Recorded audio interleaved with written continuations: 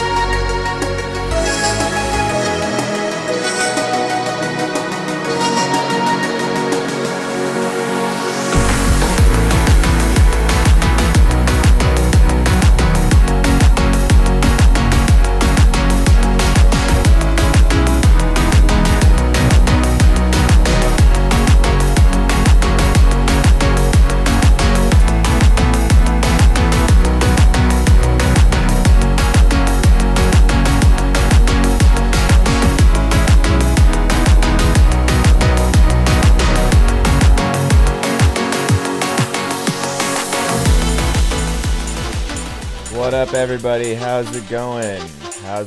It's Josh from WA Production here with another week of our live stream feedback sessions. It's great to be back, and it's great to see you all, or to be seen by all of you at least. So thank you for being here. Today we've got a cool topic that I think you guys are going to enjoy, or at least hopefully find some use out of. And then we'll get into the live stream feedback where I go through your submitted tracks and give you my constructive criticism and hopefully help you become a better producer and to make your best track ever.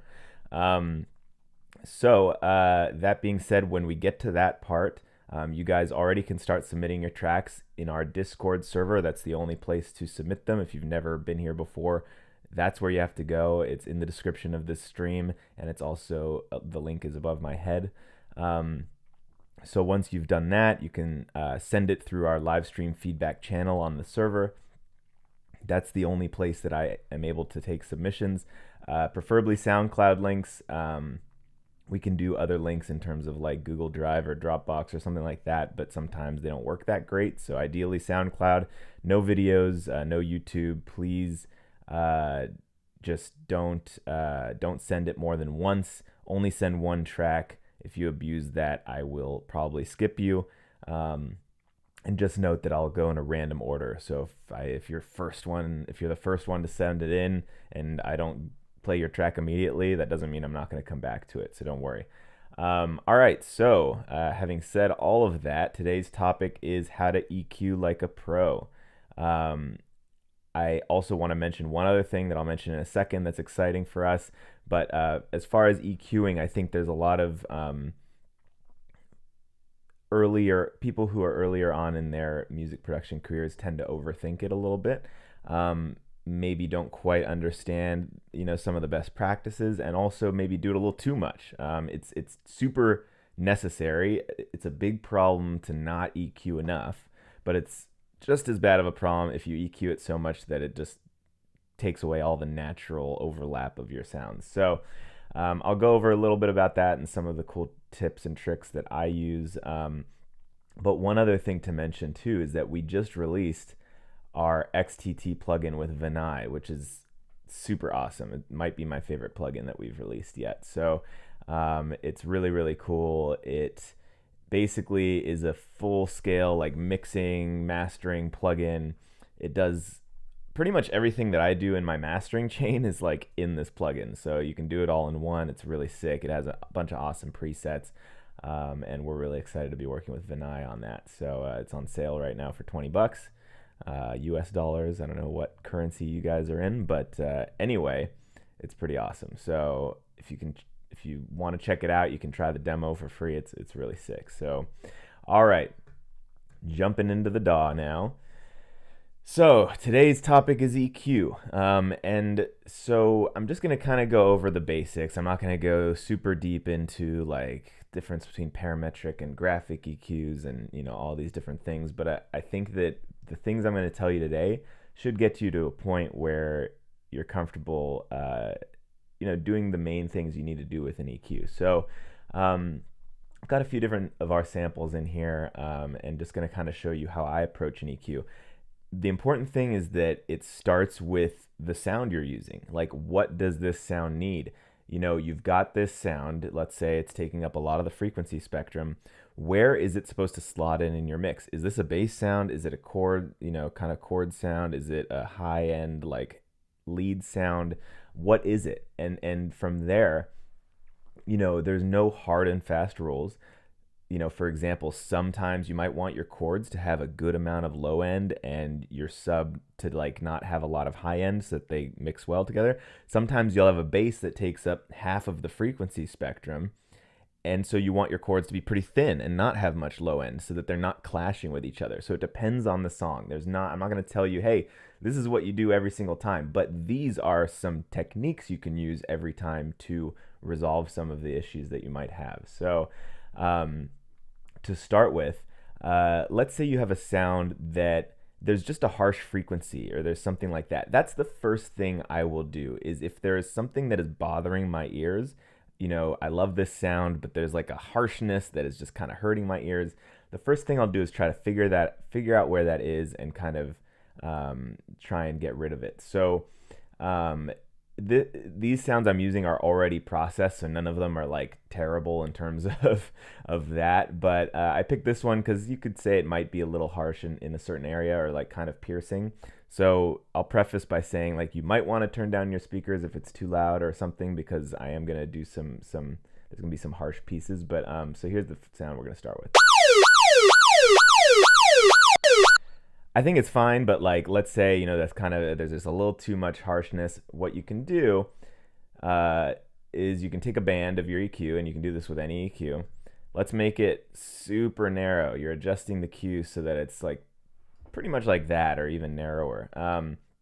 And again, you'll want to turn down your speakers or your headphones when you do this, because now you're making a big boost, and you're also going to be trying to boost the worst sounding part of the sound, so it might really hurt your ears. So anyway, I hope I don't blow any of your ears out. But so what you do is you kind of just search through the sound until something jumps out at you as being really terrible. So let's try it.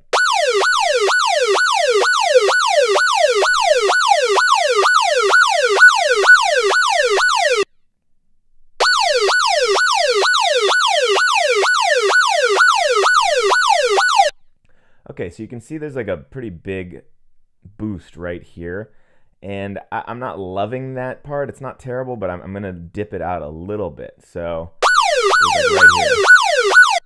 So let's just dip it a little bit, make it a pretty narrow narrow Q. And there was one more around here, I think. So let me try that with that.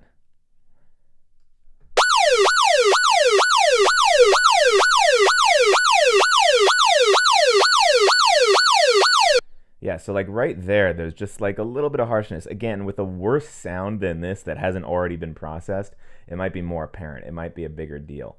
But I just think I want to tame that piece a little bit. And then I'm seeing maybe one more piece I want to chill out a little bit. Let's see. That is a shelf. I want a bell and a narrow Q.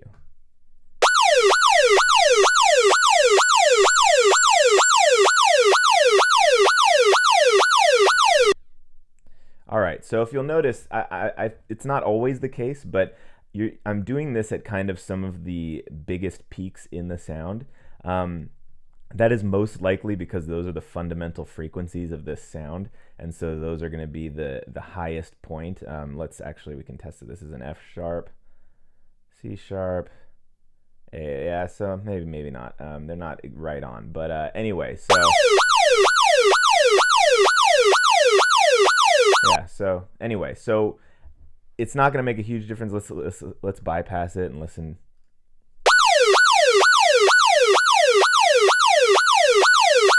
All right, so it's just taking a little bit of that harshness away. So that is one technique. That's like the first technique I'll use just to get rid of, some terrible sounds. Let's say, before I did this is what it sounded like.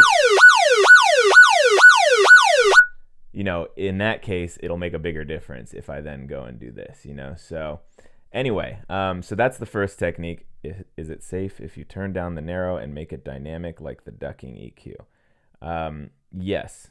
Yeah. I mean, that is another technique. This Ableton stock EQ doesn't have that feature, but if you have a dynamic EQ, yes, you can have it so that basically when the sound detects that there's an increase in this, like you set the frequency. So like, let's say you put it at, whatever, it's at 590 hertz, and you'd put it here. It'll push down every time there's a certain increase in level of that frequency. So yes, you absolutely can do it that way too. If you have I would typically recommend that if there's a sound, maybe actually it would work pretty well with this sound. If there's a sound that is changing a lot, jumping between notes and stuff. And so like, let's say it's playing, it sounds good when it's playing an A note, but when it hits C, it hits that weird frequency that doesn't sound that great. So basically that EQ will only dip out when it hits that C and when that boost comes in, if that makes sense. So yeah, that can be a good technique as well, a little bit more advanced. So speaking of a little bit more advanced, FBI opened the door. Yeah, that's the siren. It was the first one I found that had like, some maybe we can clean this up a little bit. Another way of doing this is if you have something like Isotope Neutron or an EQ that has this feature, One thing I like to do is like we play it, and if you hold the Option key on Mac, I assume it's like the Control key or something on PC, you can solo a certain area. Like right there, I just found it that easily. That's the exact same place, I think, as where we just dipped out here, because it's the same issue. When you solo it, you can hear it even worse, because that's all you're hearing. You know, it's not just boosted, it's the only part. And then within the settings of iZotope Neutron, you can actually adjust somewhere here.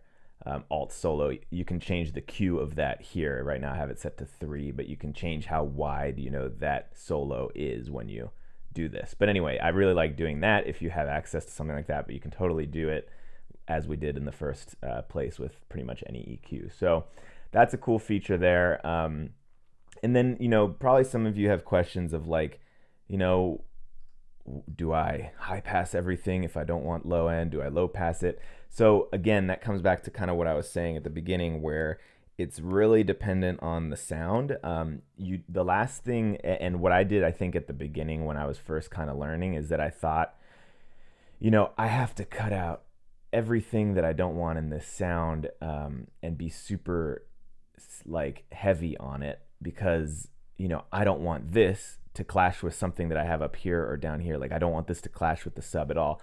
That's not exactly how it works. I mean, think about a band, you know, or a live performance. And of course, live performances generally don't sound quite as crisp as a produced song, but you know, there's overlap, and there always will be, and that's natural. And if you do everything like this, and you've got this, and then you've got another instrument that is, you know, like this, it just becomes super sterile and doesn't sound like a cohesive song. So generally, yeah, let's say you have chords and you don't want below 100 hertz, maybe, you know, I'm not saying that as a rule, but like, let's say that's the case. You've got like a bunch of sub down here on some other instrument. You know, it's much more typical to do something like this, you know, where you want to, you know, be a little bit more gradual with it. Click the wrong thing here, but anyway, so that's not always the case. If there's something where there's a ton of low end and it sounds terrible, like maybe I will, you know, do this on a case-by-case basis. Gosh, I keep selecting the wrong ones, but yeah. But usually it's going to be more like a less narrow slope and less steep slope. No BLRX, I don't believe you can solo in Ableton EQ. I could be mistaken, but I've been using Ableton for 10 years, and I don't believe you can unless there's some workaround or trick. And so that's why I did it in iZotope Neutron. Anyway, so that's that part. Okay. As far as EQing, and you know, some people, I'll see like the craziest EQ curves, you know, it'll be like this, and you know, doing something nuts. Like, it's extremely rare that my EQ ends up looking like this. And like, this is like, you're changing the entire sound. You maybe want to start with just a different sound if this is what you feel you have to do. Occasionally, maybe I'll do something like this, but usually that's a little extreme. My first goal is to start by doing subtractive EQ. More often than not, instead of doing crazy boosts like this, you know, it might end up, and it's usually not this heavy, like maybe it'll end up like this or something like that, just to dip out a couple things. You know, maybe I will, where is my low shelf? Maybe it'll look like this if I feel there's a little too much bass. I just kind of want to give it a shelf here to push down all of this.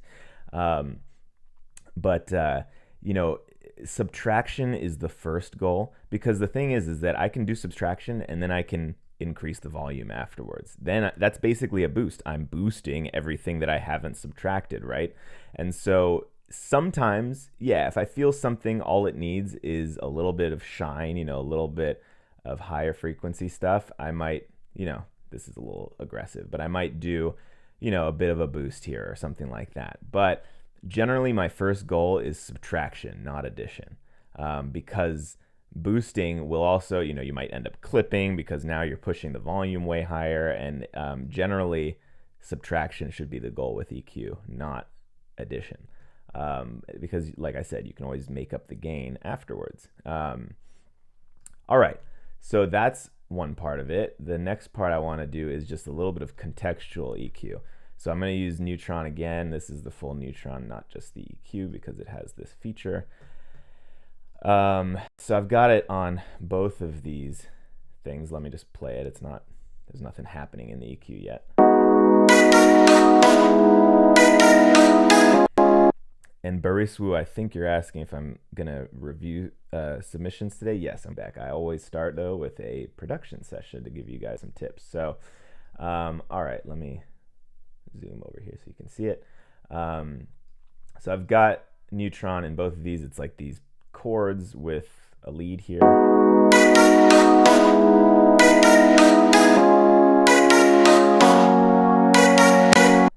So this is a concept that you can do with any EQ, but particularly Neutron, and I know there are some others that do things similarly, it makes it very easy because it can do part of it for you.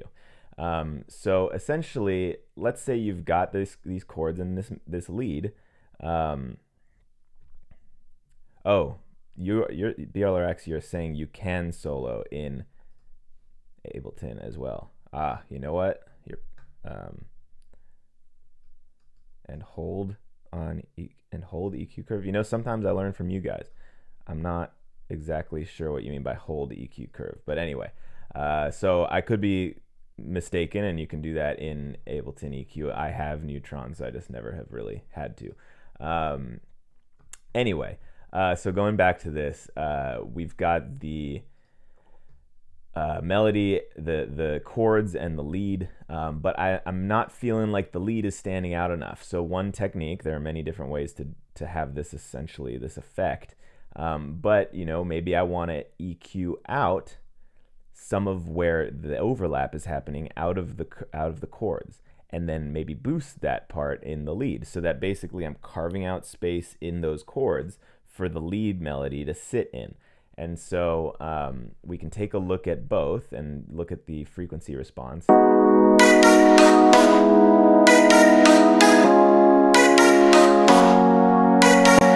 So like the chord's majority of its power is around here in the mids, and then the lead, the majority of its power is around here in the high mids to highs. But there is overlap, and so let's say we feel that there's too much overlap. What you can do in Isotope Neutron is you can turn on masking, and what that'll do, the view's a little weird here. Neutron 3 is a little different than the old one. Okay, that's weird. They've got it like in separate windows now. It used to be you could see them. There's probably a different setting. Anyway, okay, you can see both. So now you can actually kind of see both, and if you turn on inverse link, anything I do on one will do the opposite on the other, which is pretty awesome. So again, you can do this manually. You can just do something on one and then do the opposite on the other if you're using like Ableton's EQ or whatever it is, but this will kind of do it for you. So like, let's say I want to carve out some space over here for the lead.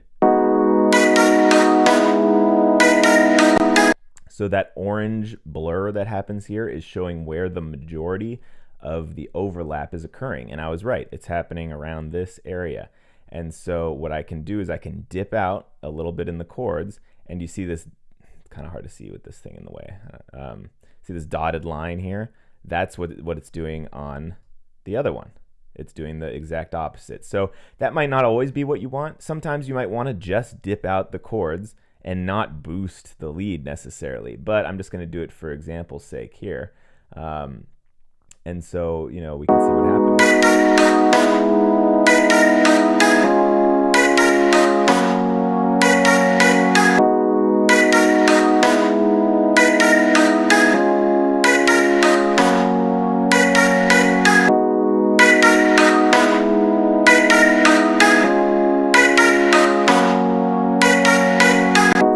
Keep in mind that if you are doing inverse linking like this, or if you're doing it manually, you can do less, because not only are you reducing, you're boosting. Like if I was just reducing, I might have to do twice as much to have a similar kind of effect as if I'm also boosting.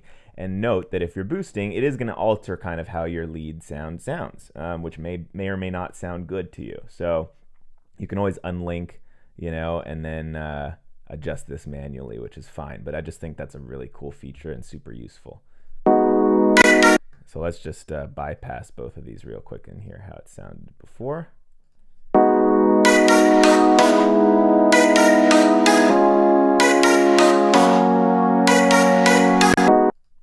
Okay, and then with it.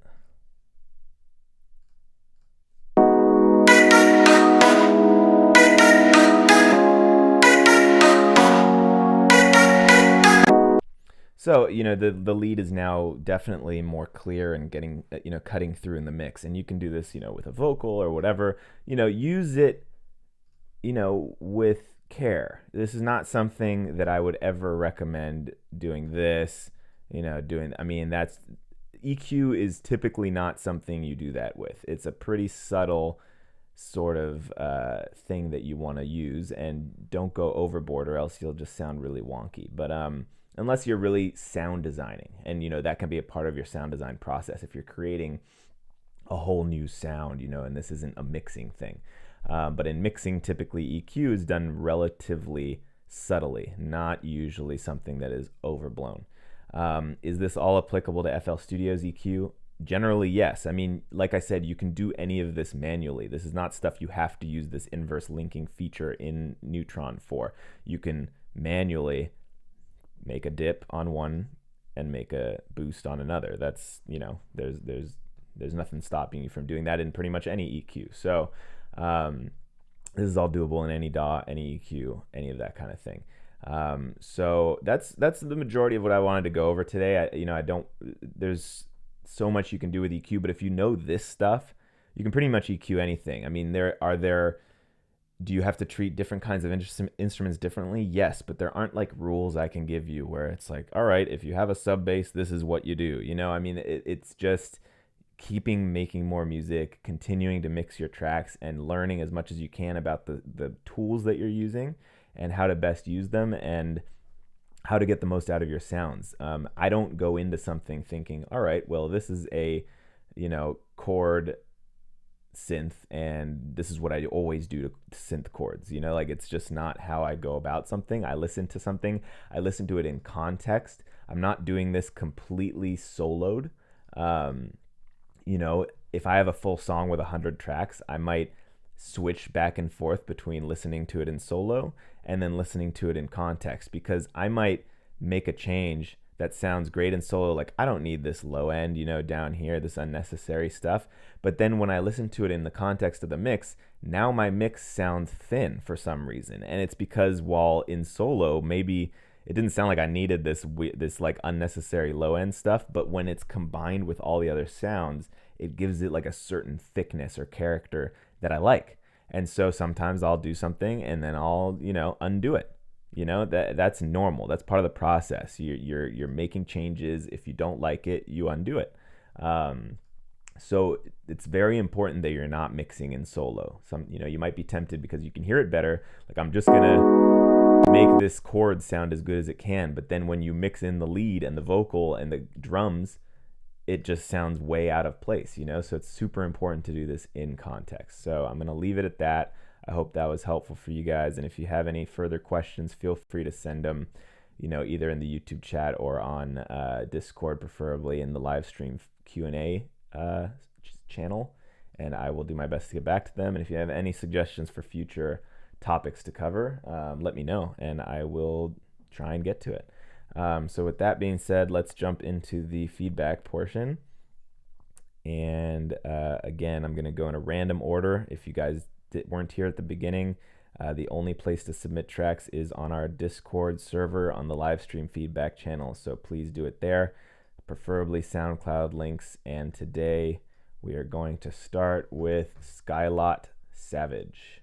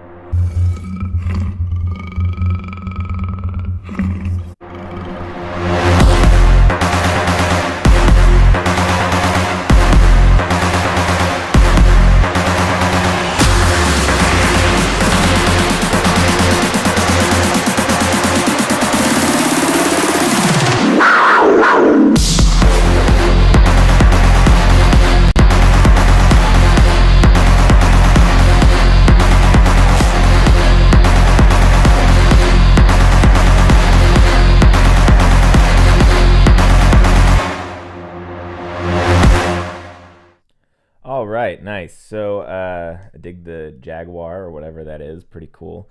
So well produced. The song sounds like a song. It's solid.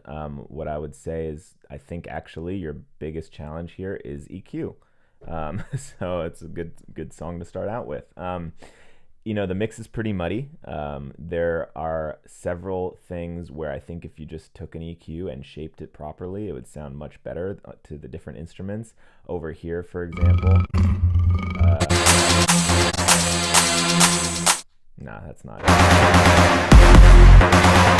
Like that. That like stabby synth would be way more impactful if you significantly reduce the amount of like low end mud that's in there. So you just need to keep making music and training your ear to kind of hear how things need to fit together, because throughout the song there's just too much low end stuff there that not the sub, but like a little bit above that, like that low mid area, probably around like 200 hertz. So there's just when you have, again, this is an example of like maybe that one element sounds great in solo, but when you combine 10 different elements together that all have that low mid stuff, it compiles and becomes just this kind of muddiness that doesn't sound good. It's the same for high end, not in this song, but generally if you have high end, and again a single sound might sound good, but when 10 different sounds all have high frequency stuff, it can become super harsh because now you're piling it on top of each other. So again, it's super important to EQ contextually.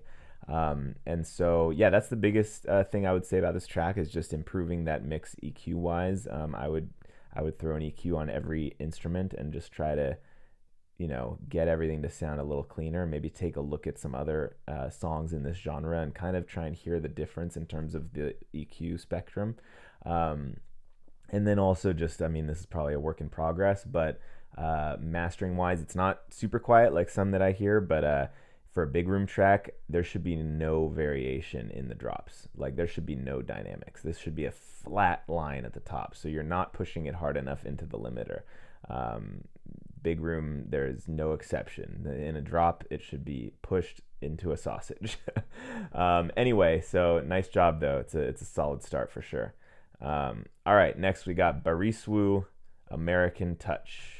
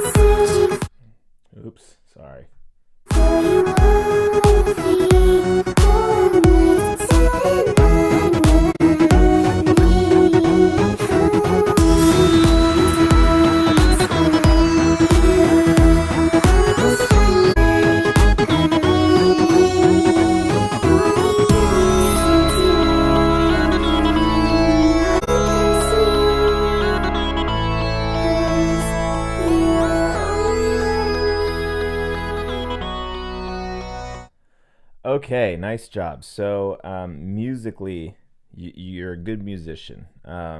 I think that the production quality needs to kind of catch up to you musically, and that's a normal thing. Took me a long time to get there, and still got work to do. I think we all do. Um, so the first thing I thought of was like Alan Walker, and I think it starts off super strong, but I just think that, and you would probably admit that what you hear in your head probably is better than this. And the challenge is always to kind of be able to get that out into the DAW the way that you imagined it. And so the vocal's really cool. I do, I'm gonna kind of stay away from the mix too much because you need to get the production down before you can focus too much about the mix. But the vocal is hard to hear at times, but it is cool. So that's one mix thing that I would improve. But the there's no sub in the drops, if you want to call it that, chorus, whatever you want to call it. There's no bass, there's no layer down there, and there needs to be.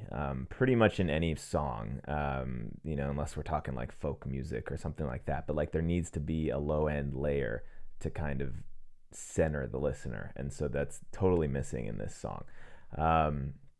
Secondly, your builds are very, very basic. It just has one snare, and that's pretty much all that happens in the build. And the snare itself seems completely dry. There's like no reverb on it, while the rest of the song is very not overly reverbed. It's actually fine. Like it's definitely like kind of an ethereal soundscape, but your snare sounds like it was recorded right in front of my face, and that's just not, it doesn't fit the song. So you need to make sure everything sounds like it's in the same room or in the same space, and this doesn't. And the snare sounds super, like it just plays, like there is no drummer on earth who would play a snare like that. Like one hit, like right on the exact, like on the grid. And so you need to make it sound a little bit more natural, a little bit more human. You can do that by, again, putting reverb on it. You can do that by adding like a slap delay. You can do that by syncopating the velocity so that different hits aren't all hitting at the exact same volume, because that's just not how a drummer would ever play the drums. It's impossible. And also make it a more interesting, more natural rhythm. A drummer doesn't play directly on the grid like that. And then also there are usually other elements. Right now you've just got a snare that's playing. Usually there'll be some hi-hats, there'll be some effects, there'll be something. Right now your build is just so basic that it's not actually building to anything. And then when the drop comes in, there's no sub, and so it just doesn't do anything for you. So I really like the chords, I really like the vocal, I really like the different sounds you chose, but they aren't put together in a way that makes a song that sounds full and complete, if that makes sense. And then lastly, it's 4 minutes long. I think this song could be 2.5 minutes and it would be much more effective. It definitely drags on by the end of it. It's like, it becomes like, we've heard this before, we've heard all of this. Get in, do what you need to do to make a successful track, and get out. There's no point to dragging something on when you're not introducing anything new into the song. So that's pretty much it. So, at this point, just keep producing, keep making more music, and you'll keep getting better. But the concept is great, and I can really hear what you're trying to do. And you just kind of need your production quality to catch up to your brain, if that makes sense. So we've all been there. So Starlight, Norse, featuring Brian Steele and Emery Zaytinki. Keep on shining like we are starlight.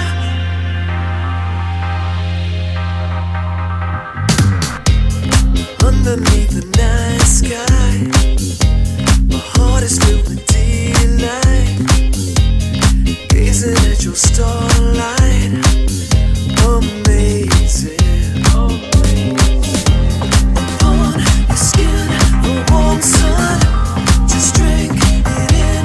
You're golden, energy to become the light we see. Your diamonds keep on shining like we are starlight. Ooh, keep on shining bright.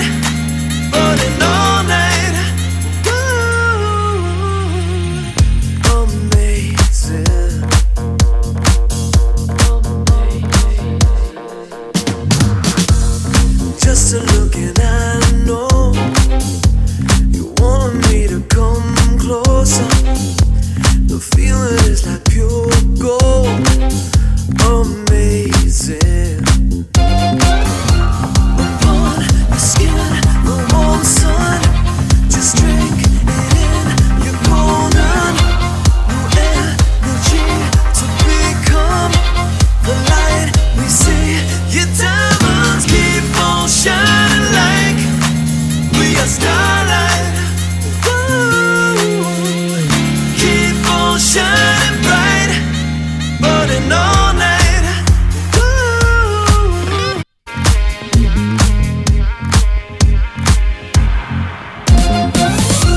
I got to know your secret, amazing. Upon your skin, the warm sun, just drink it in. You're golden, new energy to become the light we see. Your diamonds keep on shining like we are starlight. Keep on shining like we are starlight. Keep on shining bright, burning all night. Whoa. Keep on shining like we are starlight. Keep on shining like we are starlight.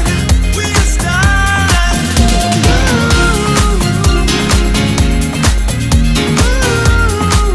We are starlight.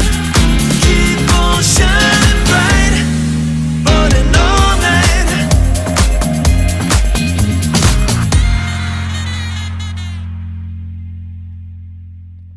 All right, that is a wonderful track. So I have nothing to say about the production or the music itself. The song is great. The mix is not bad, but it needs to be a little better to really be a hit. The song is awesome. I love that vocal. I love the funkiness. I love the groove. The thing is that the groove could be better if the mix was better. And so there's a few things specifically I can say. Firstly, in a song like this, your bass is basically your lead because that is the thing people focus on. When they hum this track, they might hum the vocal melody, but they're gonna hum that bow no no no no. You know, like that's the part that is really really gonna grab people. And so with the bass, to me it feels a little muted. It kind of feels like it. I think it was. This is like a real bass. If you did this with a VST, then that's very impressive. But it kind of sounds like it was recorded, but then nothing was done to it. What I would suggest is looking into a few things. Firstly, some multi-band compression or something like that could really get it to be a little bit more punchy and forward. Excuse me. And there could be a layer of saturation, a little bit of grittiness to get a bit more bright. Right now it's all very muted. It's very much like a sub bass and really just in the low end. And when it's a lead like that, which essentially it should be, and everything should kind of be built around it, it really should take up a little bit more of the frequency spectrum. And so that's why when you run a live bass, you're running it through like an amp, you know, and you're not just using the DI signal, you're layering it with like an amp signal. So I don't know how this was recorded. I don't know if you have the DI and you have the amped, but if you can layer the amped one and give it a little bit more crunchiness, I think that'll make a big difference for you. And then also I think it could dip more. You could do a little bit more side chaining with the drums, because the groove is great, but there's not enough of a difference between when it's really playing and when it cuts out. And I think that if it cut out a bit more when the kick plays and stuff like that, you know, I want to be like jumping to this song. And I think that it just doesn't quite have the bounciness that I would like it to have. And then for your other elements, like your piano and some of those strings and stuff, they sound very thin. It kind of sounds to me like it was over EQ'd. And so I would cut that back a little bit, let it be a little more natural, and maybe even add additional layers of piano or strings or whatever it is, so that it's a more thick and full and natural sound. Right now it sounds very that's like the only part of this song that sounds quite fake because it sounds so thin. There's no piano that is that thin, right? And so those would be my main comments. I mean, the song is great. You just need the mix to really shine and get it to the level that it needs to be at. Unfortunately, you can have a really well produced song and then the mix is just not that great and the song doesn't go anywhere. So yeah, you just kind of need to get it to that next level with the mix and the master. But I really love it. It's super. We don't get songs like that very often. It's a pretty we don't get that kind of style very often, but it's awesome. Really, really great job. Okay, Boca, remember. If I can close that, there we go.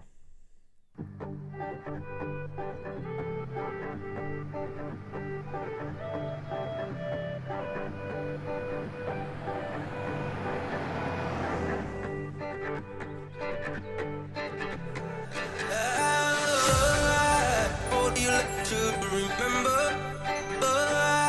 Oh, do you like days I would never? Oh, do you like to remember? Oh, do you like days I would never?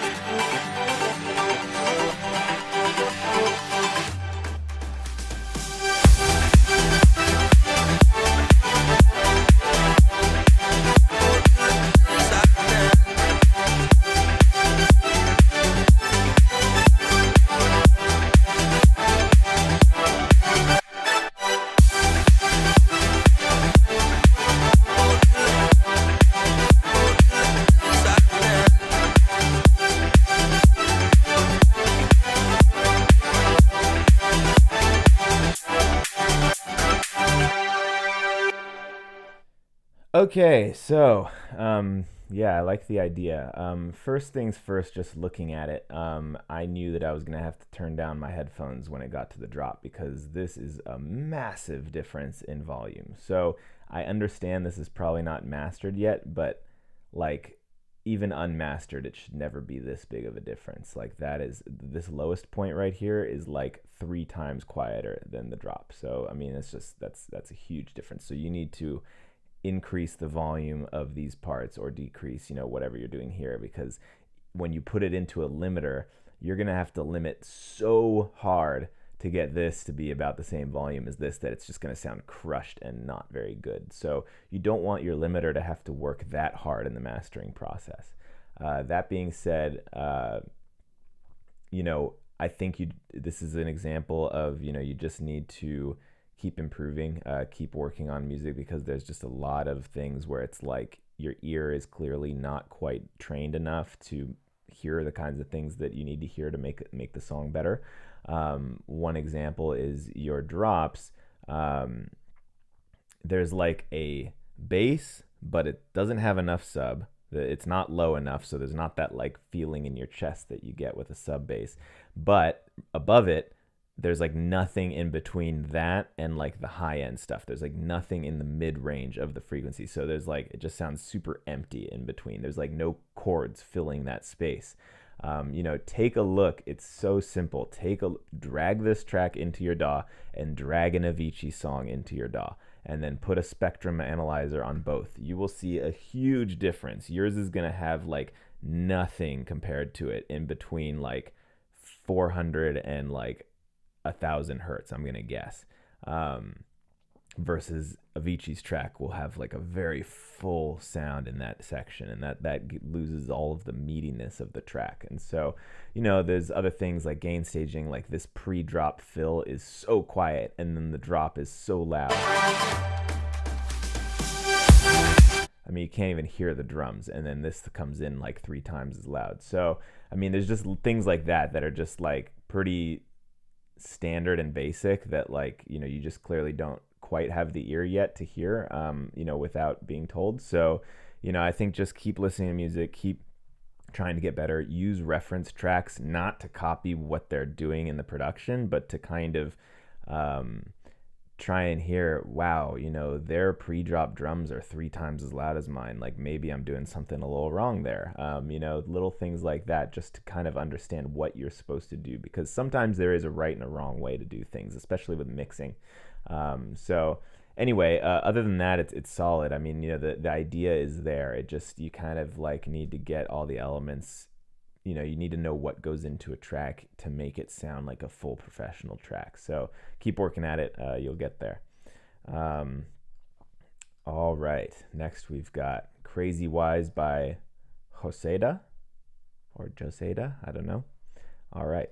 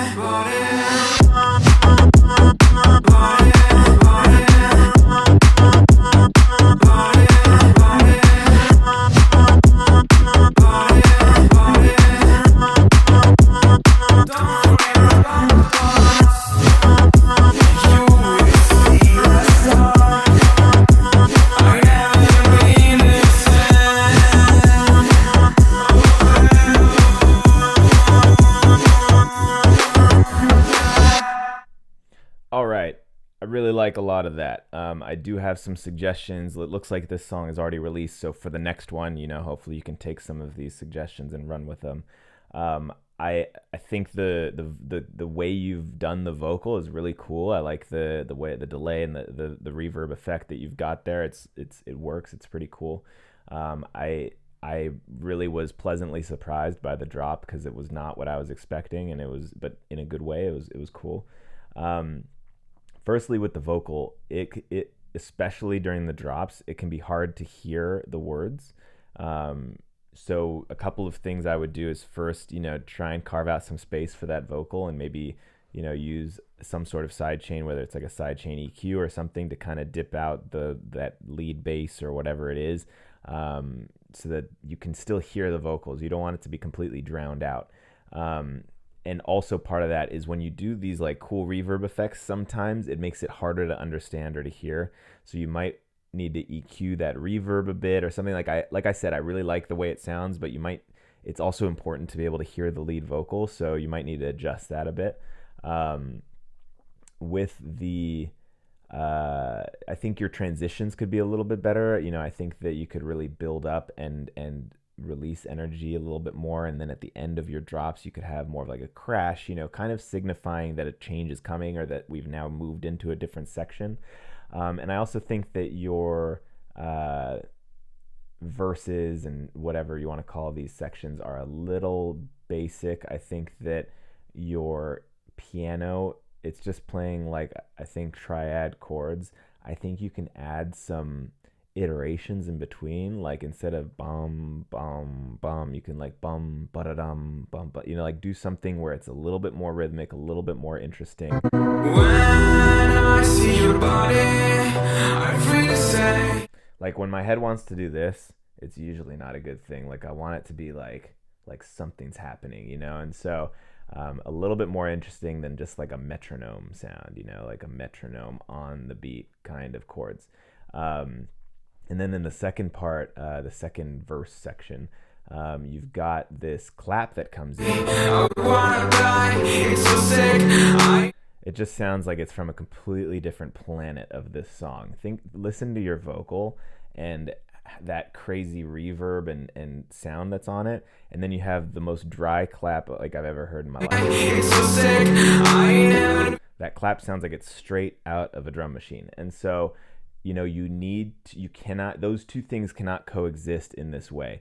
You need to either you need to tone down that clap. I think it's too loud, and you need to either use a different clap or you need to put like some similar kind of reverb or something so that they sound like they aren't being recorded on different planets and then shoved together. They need to be in the same room. So that's super important. I would work on that, but overall, I really like the direction you're going, and I think with some more work, you're gonna really make some awesome music. So nice job. All right, next we got "Love Your Voice" BLRX remix. If I'm saying that wrong, I apologize. It could be Blurks, but I'm gonna guess it's not that. So here we go.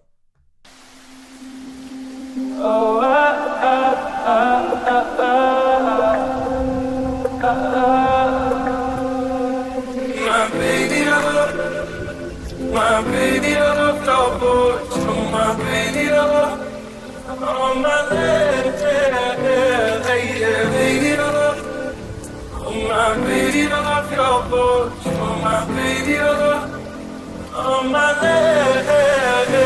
lady. Без тебя холодно, иду к тебе без повода. Коснись меня нечаянно, расскажи мне, что отличает нас. Все в огне, твои глаза, целый мир, как на меня. Я паду в небо темно, ты посмотри на меня медленно. Буря за окном, не войдет наш дом.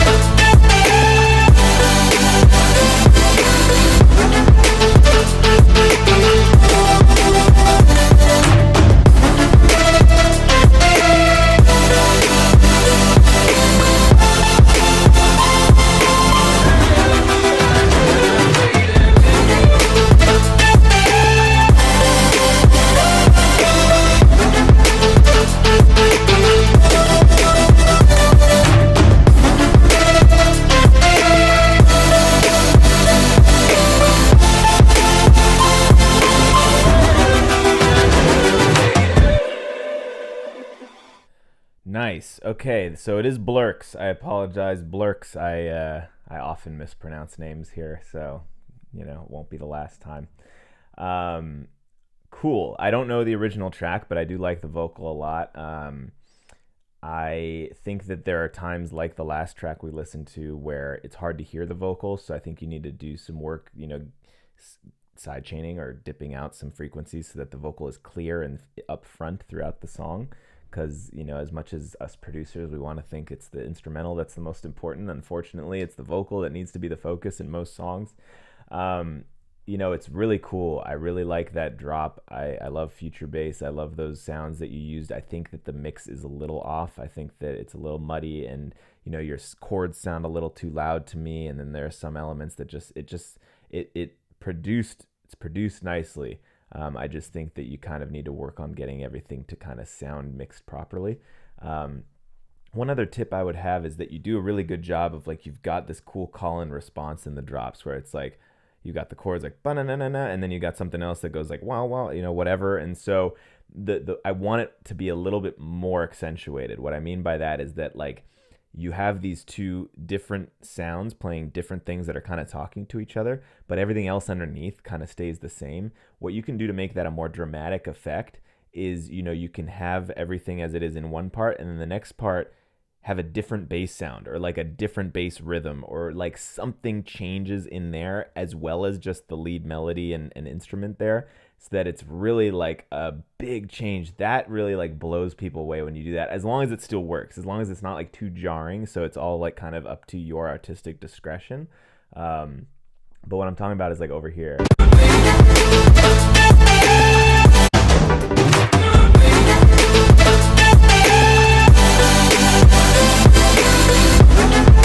Like there you've got like three different things happening. You've got those first few chords, you've got that like really cool, almost cashmere-y, like woo-doo-doo, like that thing, and then the third part where it's like all, those chords playing, like those really big chords playing. And so like those are like kind of three different things, but underneath it, everything is the same. Like that bass is the same, everything is the same, and I think you could have that be even cooler if at least in one of those parts, maybe in that last part where it's kind of it feels like the climax where it's like bam, bam, bam, bam, you could do something a little different with the bass, or like have a different layer underneath there. But hard to explain without me like just showing it to you. But it's really cool though. I really like what you did. Super creative. Musically, you've got it down.